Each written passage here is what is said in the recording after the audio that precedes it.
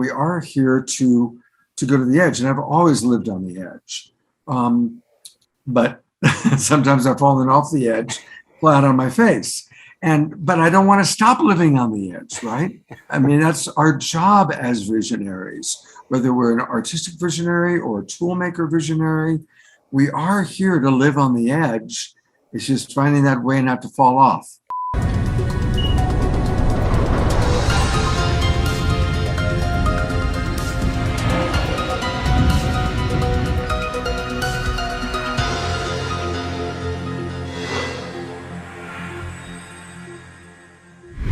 Welcome back to another episode of the Making Magic podcast. I'm Sean Jay, your host, and I'm a professional magician, speaker, and 3D designer. And this is all about inspiring conversations with the movers, the shakers, the visionaries, and the makers.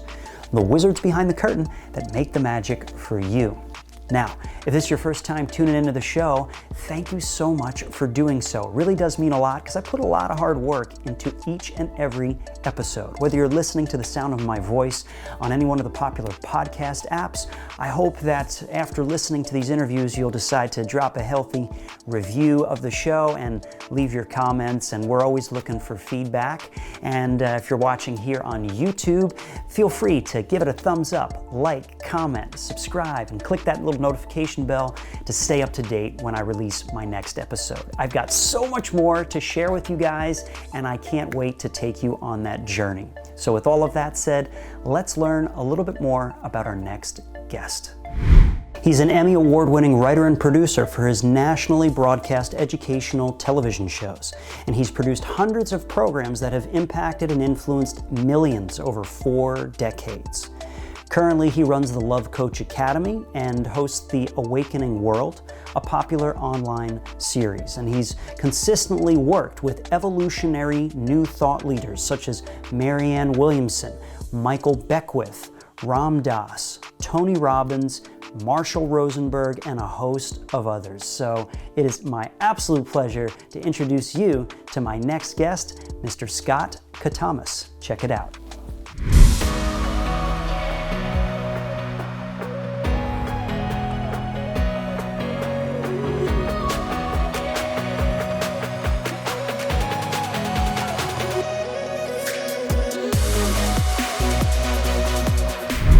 Hey Scott, welcome to the Making Magic podcast.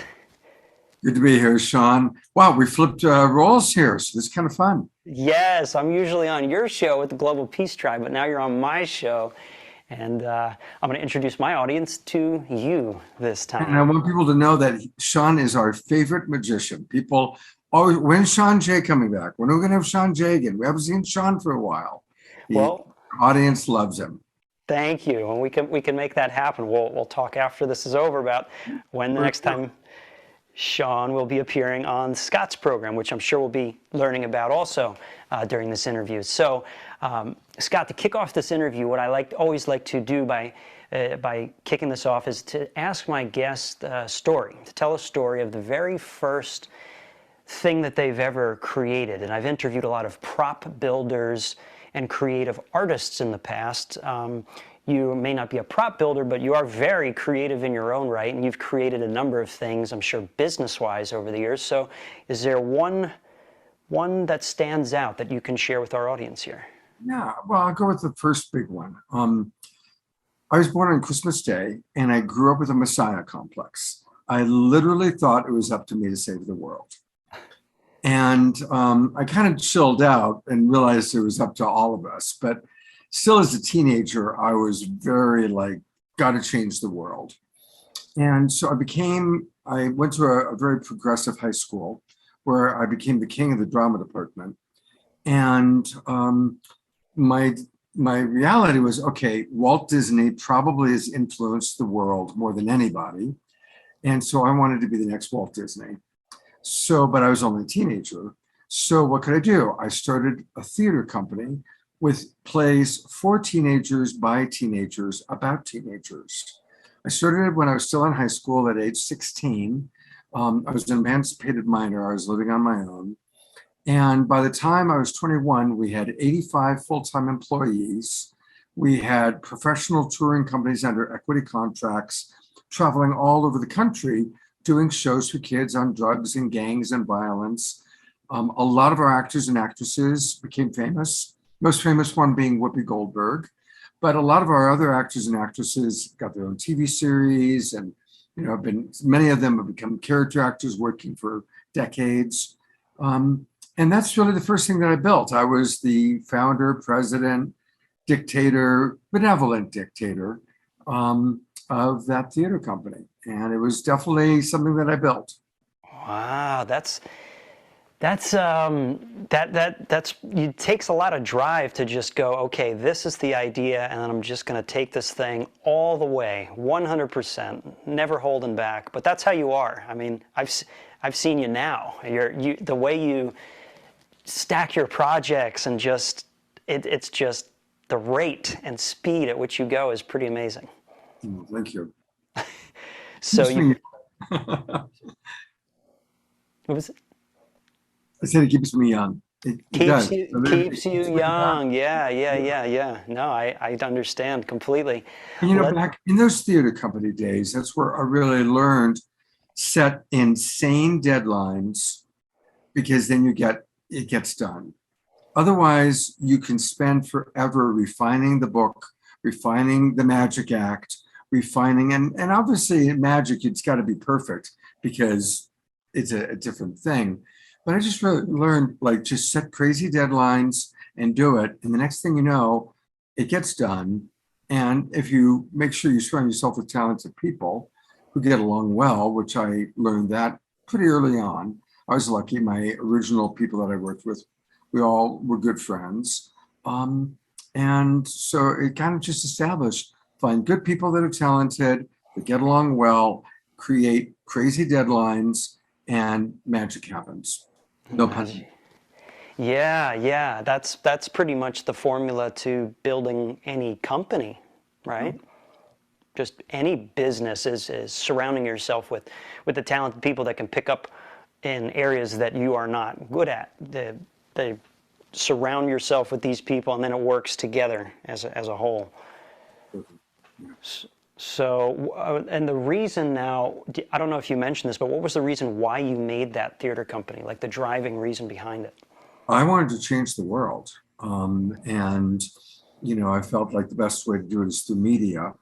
And I didn't have the money to make movies or a television show, but what I could do is kind of get people together and do theater. And so, again, it started when I was in high school. So we would create shows that we played in the high school. And then I just thought, okay, these shows are playing well in my high school. Let's take them to other high schools. And then it just kept evolving. One of the big steps is that we created a camp at Jane Fonda's ranch in Santa Barbara, which I ran for 11 years. And that's how, as we became no longer teenagers, we stayed connected to teenagers. And we did this for a very long time. By the time I was 21, as I said, I had 85 employees. I won my first Emmy Award at 23, because we would take these shows and play them to hundreds of high schools. And teenagers are a great audience because you can't bullshit them. They'll let you know exactly how they feel. Yes. You either got them or you don't. And so what was great about that was, by playing so many schools with, again, very talented actors, we kept adjusting. Okay, this didn't work. This works better. And it was we did a lot of improvisational work, dealing with the shows, dealing with the topics. And by the time we had played 20 or 30 high schools, the show was really tight, because we just kept changing it until it was really tight, 40-minute assembly. So changing the world can manifest in many ways. There's many ways to change the world, but I agree that media, especially with young people, because younger people are more connected to media, whether it be social media, movies, TV, internet videos. It's all media. Yeah. Well, music. Is there a bigger influence in the world right now than Marvel?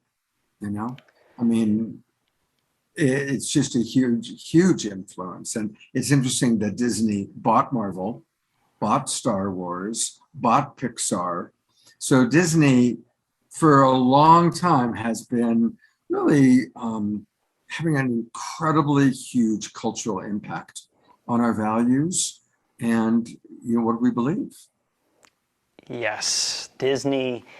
Doesn't Disney own Apple, or Apple owns? It's like No, no, no, okay. no, no. There are separate companies. But Steve Jobs did have, before he died, a very close relationship with Bob Iger, and where they did collaborate was Pixar. Pixar was a collaboration between Disney and Apple, and Disney bought Apple, eventually bought it out. But Iger, who really created the contemporary Disney, he was the genius behind buying Marvel, buying Pixar, buying Star Wars. His autobiography is a great autobiography. It's called The Ride of a Lifetime. And for people that are builders and are entrepreneurs, he's probably one of the most successful people in terms of what he's built. And his autobiography, I really enjoyed it. It's very, very, very good. And the name of that one more time was? The Ride of a Lifetime by Bob Iger, Iger, who started as a production assistant at ABC and worked his way all the way up to become the chairman of the board of Disney. And during his 14-year reign, it ended a couple of years ago, he retired. During those 14 years, that's when Disney went streaming and bought Star Wars, Marvel, Pixar, National Geographic, ABC, The Mouse That Roared. Mm. The Mouse That Roared. Yeah, I thank you for clarifying. It was Pixar. I was like, I knew Apple was involved with Pixar, and Disney was too. So it was the Pixar connection. Got it. And Pixar movies are the best. I mean, I love Marvel movies, but the Pixar movies are so good. They're really amazing. Telling a story that's able to connect with everybody. It's like there's always something for everybody in their stories, where it doesn't matter who you are, where you came from, you're able to connect either with the characters or the story, the main underlying story. So there's a lot of heart. There's always a lot of heart in Pixar movies. Yes. Yes. And what, Scott, did you learn from making this theater company? Like the biggest lesson that it taught you? I would say that it taught me that teenagers are the best audience in the world because they're still shaping their values. You can't bullshit them because they are by nature rebelling against authority.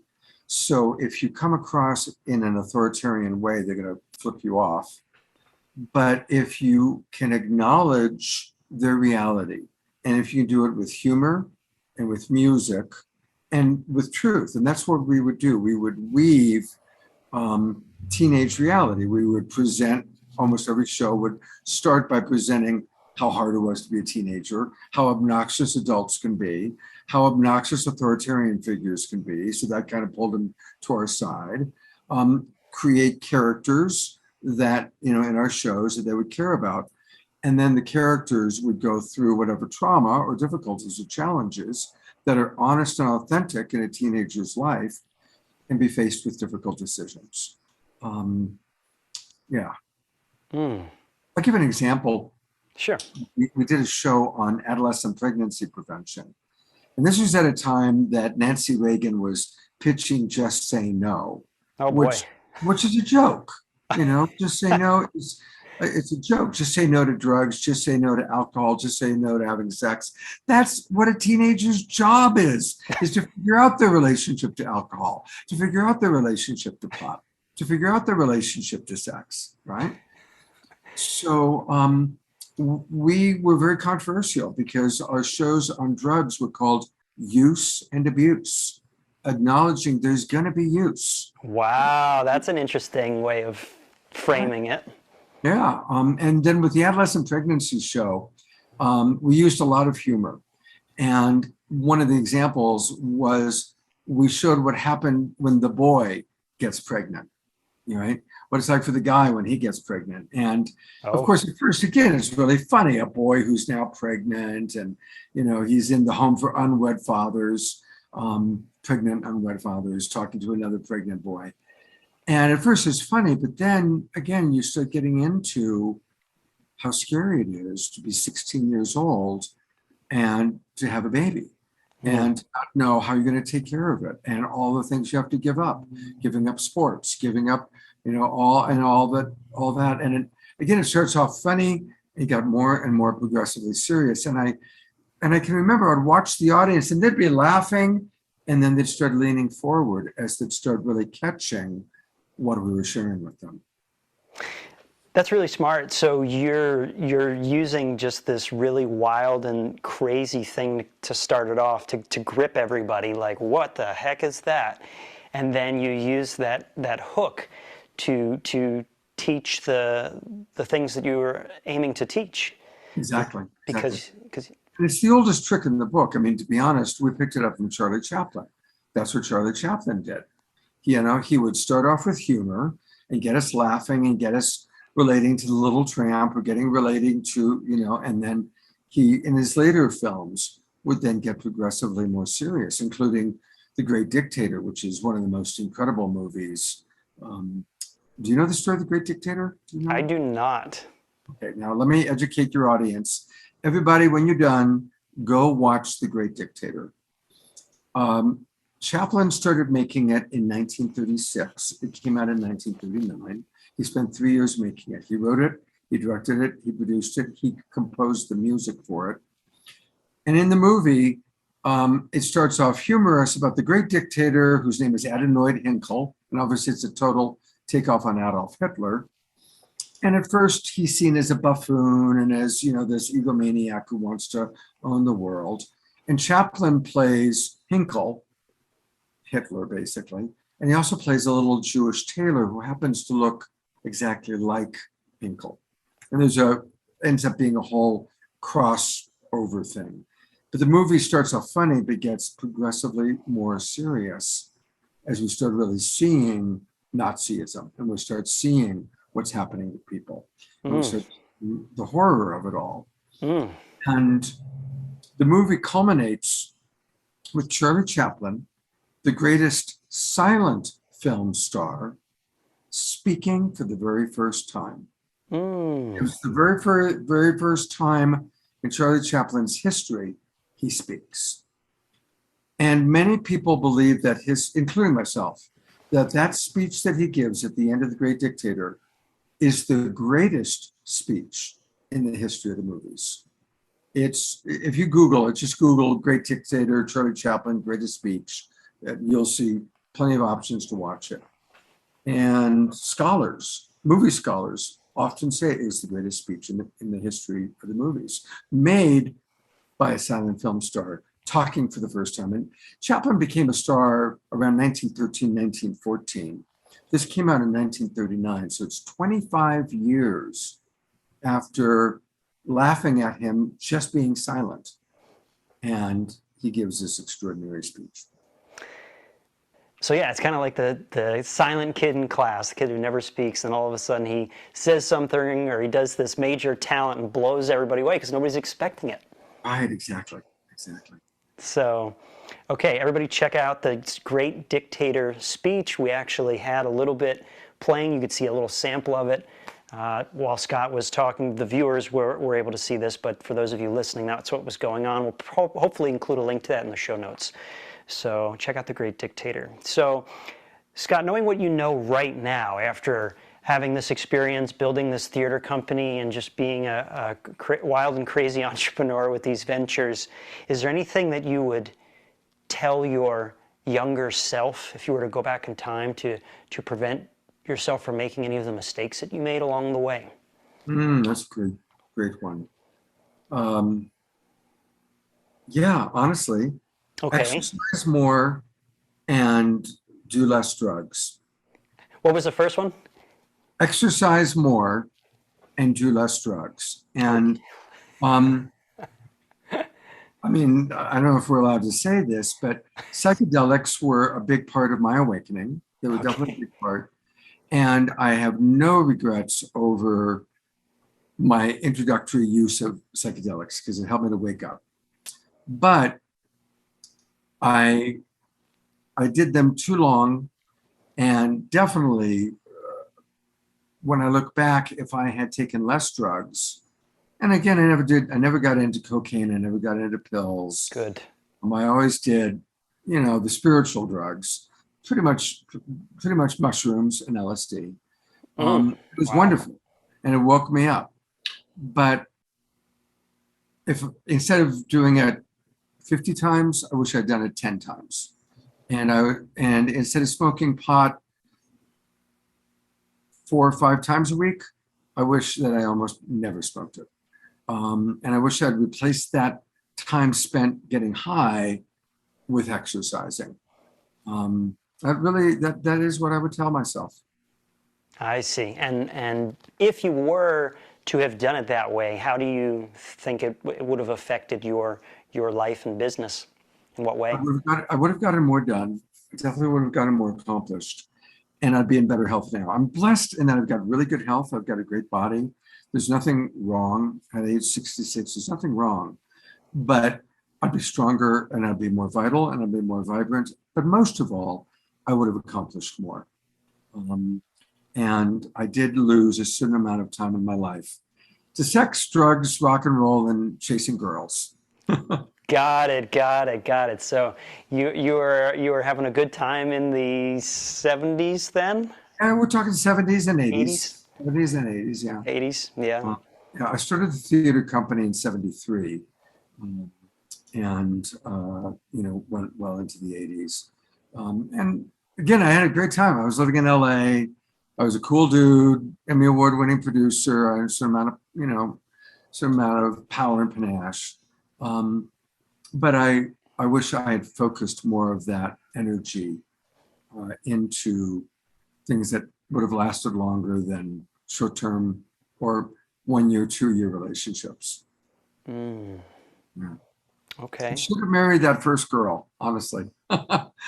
Bonnie Burns, my first girlfriend, she was great. I should have just married her and stayed right in that with her the whole time instead of playing the field.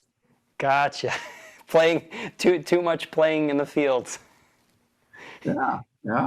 Would have been easier just to stop while you were ahead, right? Exactly. With Bonnie.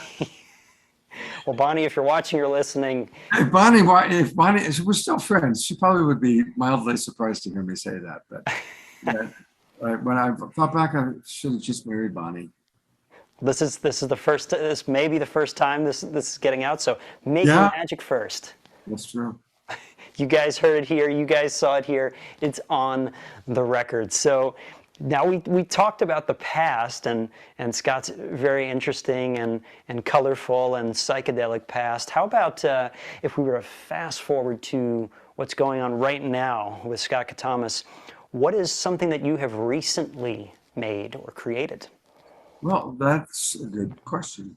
So when the pandemic happened, now we're going back to March of 2020, I was doing fundraising events, and we had a fundraising event planned, and all of a sudden masks and social distancing and people are freaking out.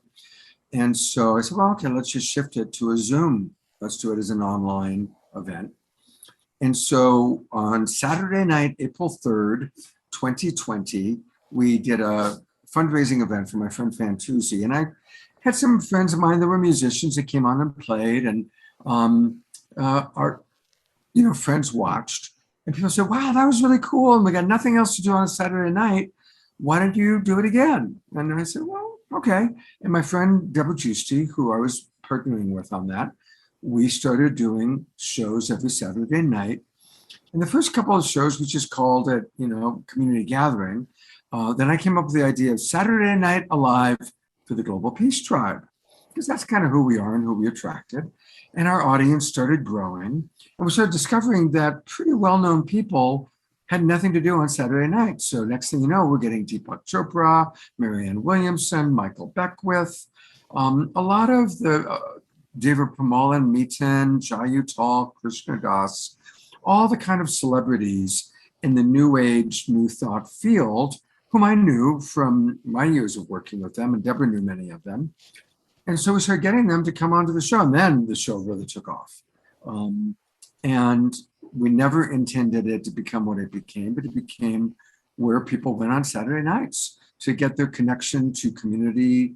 And then we started doing fundraising, and it really became a thing.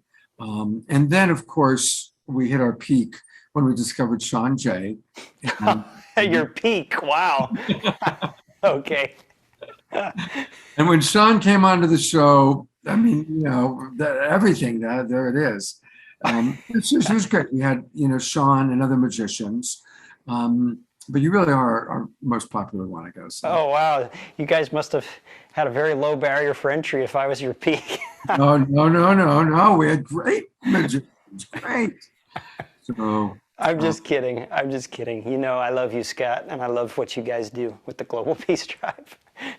and and it's been interesting because we built something very spontaneously, completely out of need of what was going on in the country at that time. Now, fast forwarding to today, people are zoomed out, and there are 100 things that people can do on Zoom. And it's interesting. So why am I still doing it? Our audience is a fraction of what it was when we peaked. But what did happen was this loyal core group really came together. And I was going to take the summer off and travel. And I got about 150 emails and messages and texts. Scott, please, can you find some way to keep it going? So then I thought, okay, well, I'll show replays. And I've shown a couple. I think over summer, I've shown 2 replays out of 3 shows every weekend. Because then it's like, well, I come up with different ideas and people say, can I be on your show? Can I be on? Why don't you do this? So it's morphed into something much smaller and simpler, but I still love doing it. I still love introducing new people to my audience and still old timers. I actually did a pre-record with Reverend Michael Beckwith about 3 hours ago. Because next weekend is all about Peace Week. So I've been going to a lot of our favorite people and asking them to speak about what does peace really look like at a time that war in Europe, who thought there'd be war in Europe, right? And it's been interesting to hear what people like Michael Beckwith and Marianne Williamson, a lot of my friends from, who I've known for a long time are having to say about peace at this time in our world. Beautiful.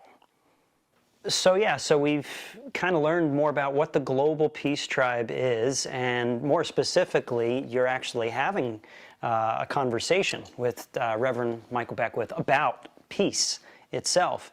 So it's a great impact that you're having on the globe, which is actually wasn't that your original goal anyway? Absolutely. But this time it's up to all of us, Sean. We all have a role to play. It's not up to one Jesus or one Buddha or one religious figure. It's up to each and every one of us and that's what Reverend Michael was talking about today, that it's about all of us raising our frequency and really authentically living love, not just talking about love, but, and how do we live love? We see people as beautiful. We see people as good. We stop seeing them as black, white, Republican, Democrat, Trumpster or not, but rather start really raising our vibration through the food we eat, through the thoughts that we have, through the ways that we see each other. That is how we create peace in the world. Beautiful, beautiful.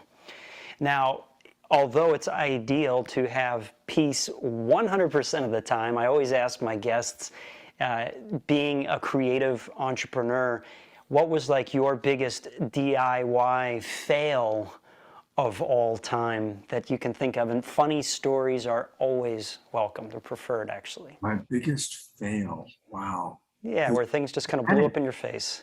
There's been many. I would say that my biggest fail was back when we were doing educational television shows. And I bought into I trusted people I shouldn't have trusted. And it was my ego that wanted to believe what wasn't realistic. And it definitely set me back pretty far. And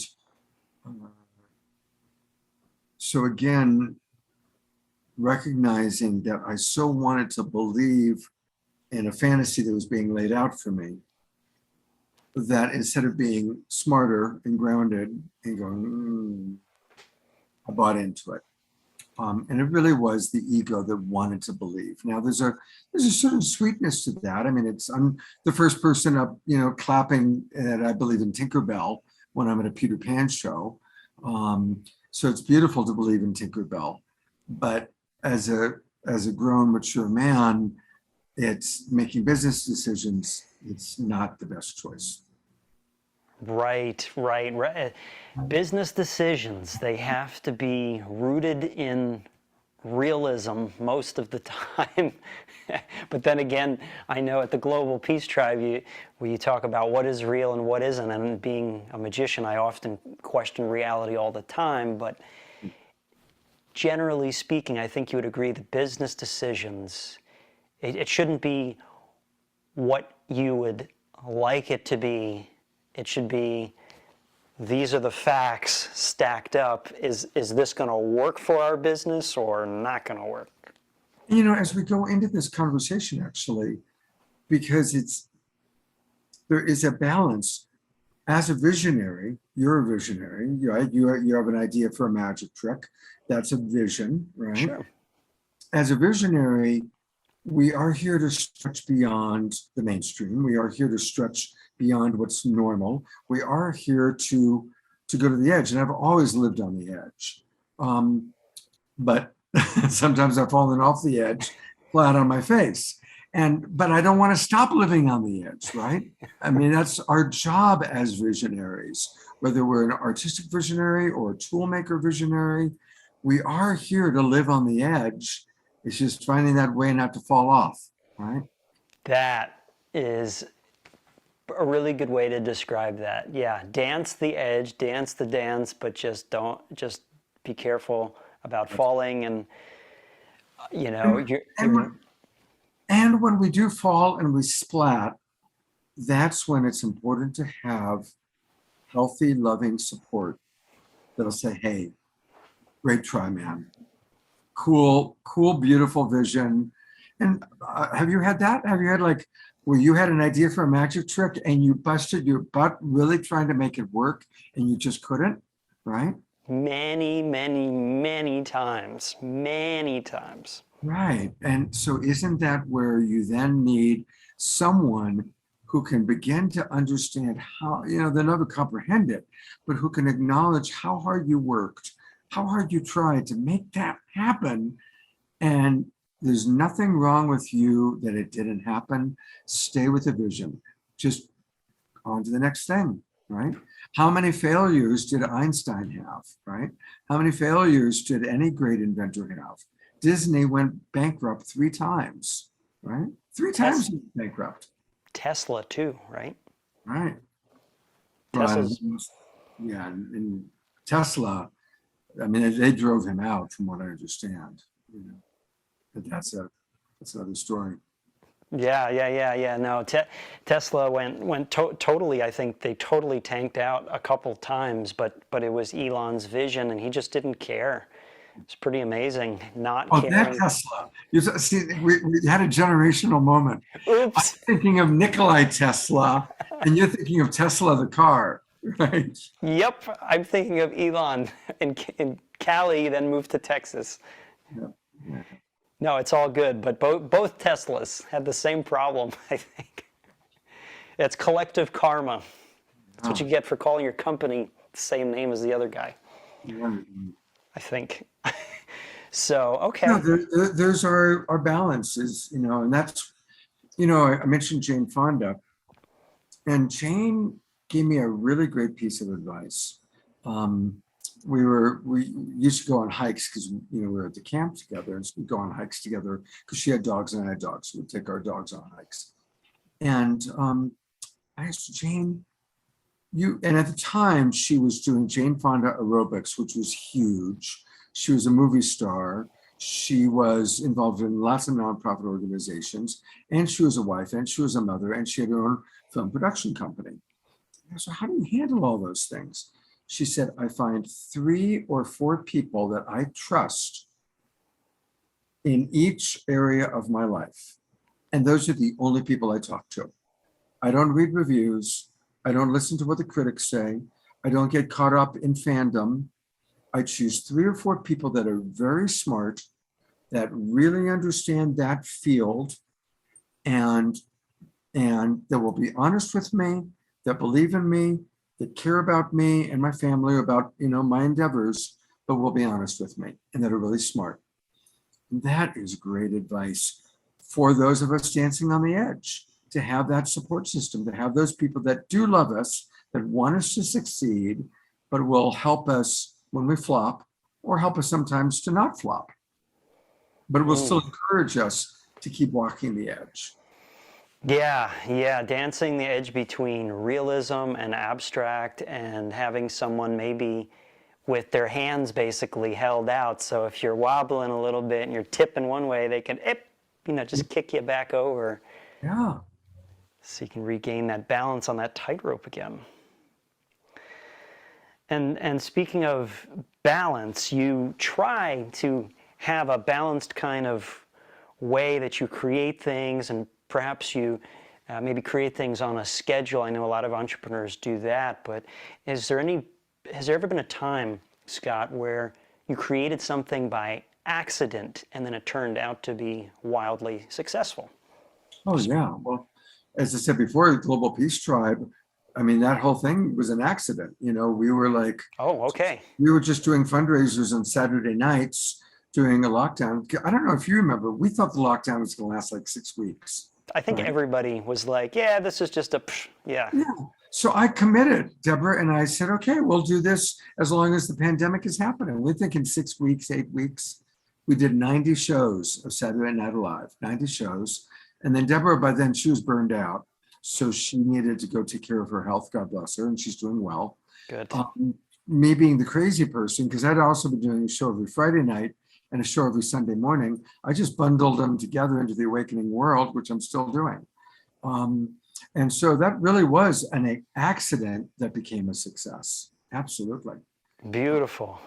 A lot of the times back in the theater days when we were doing those shows, I mean, improvisation, you try things, I mean, you could call it an accident or you could call it an experiment.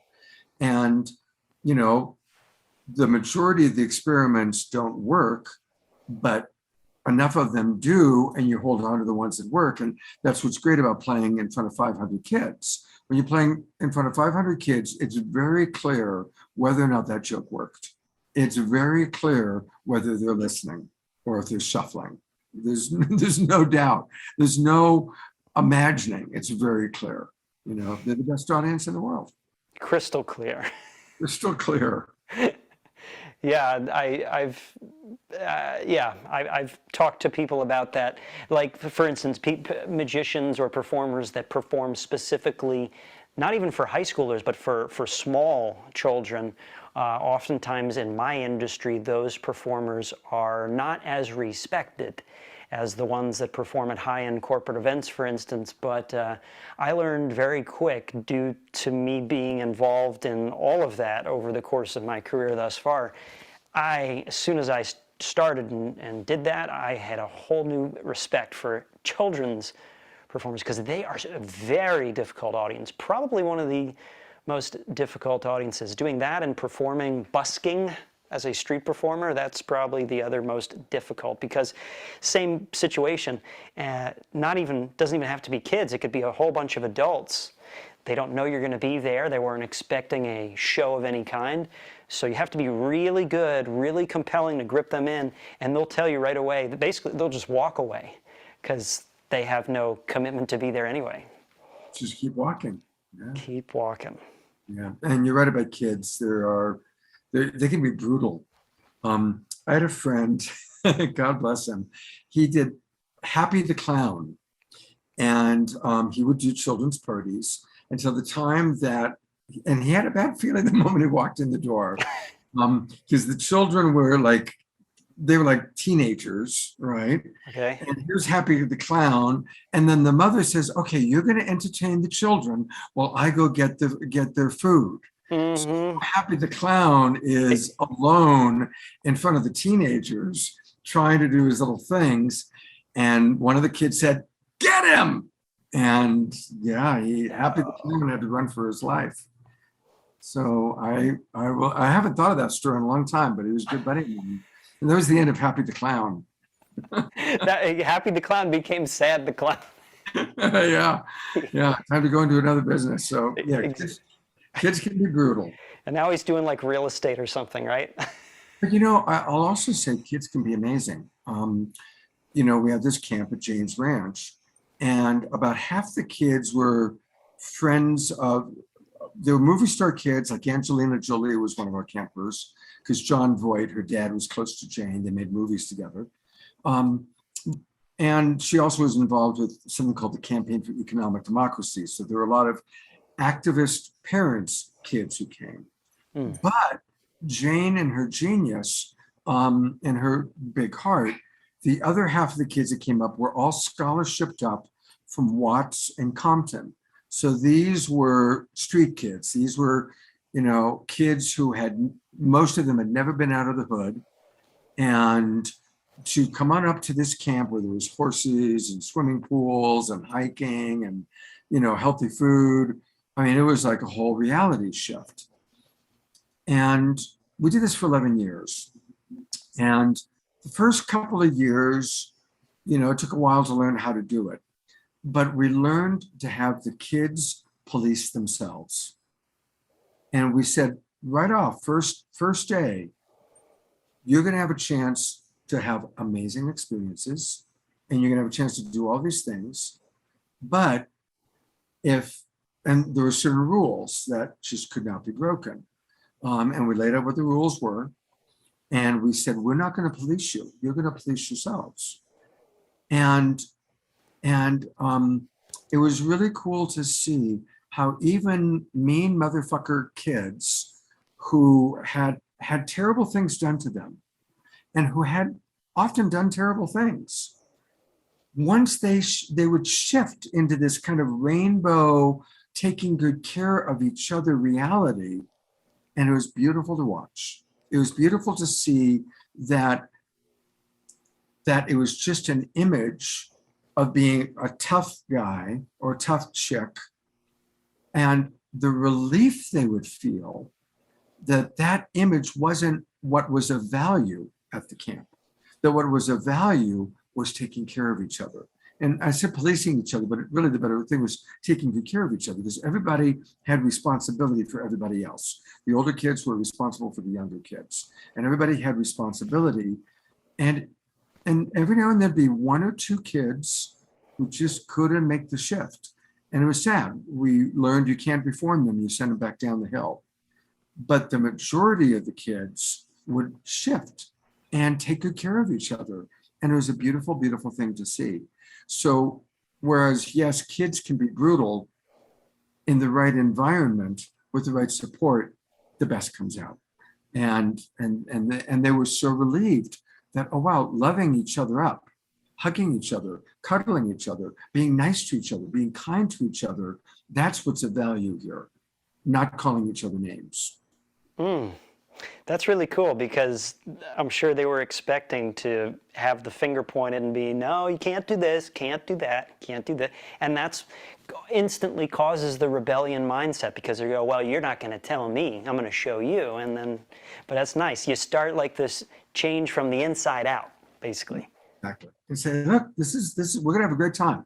And this is what we need for us all to have a really phenomenal, life-changing 13 days together, right?